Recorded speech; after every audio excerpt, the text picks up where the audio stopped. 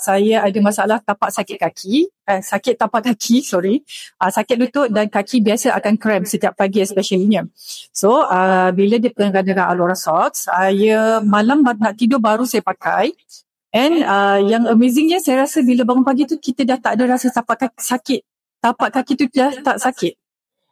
Dan kaki pun tak cramp. Itu yang paling best lah. Dan lagi satu bila pagi bangun nak pergi kerja, pakai lagi Alora Socks. So saya banyak naik public transport. So kalau dekat sini peak hours kita memang tak dapat duduk lah. So memang kena berdiri. So since saya ada flat foot, saya ada masalah untuk berdiri lah. So 15 minutes saja berdiri, lepas kita akan rasa sakit dan rasa lengur.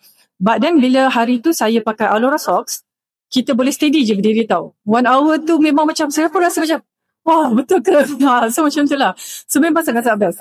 Tapi after a few weeks, saya punya dekat masalah lutut tu memang dah settle. Sebab kalau kita nak naik tangga ke turun tangga, dia akan rasa pedih sangat. Sakit. Tapi yang ni slowly dia rasa makin kurang dan sekarang Alhamdulillah tak ada sakit lagi. So masalah tapak kaki, cramp dengan lutut settle. Itu memang start dengan Alora Socks saja. Alhamdulillah.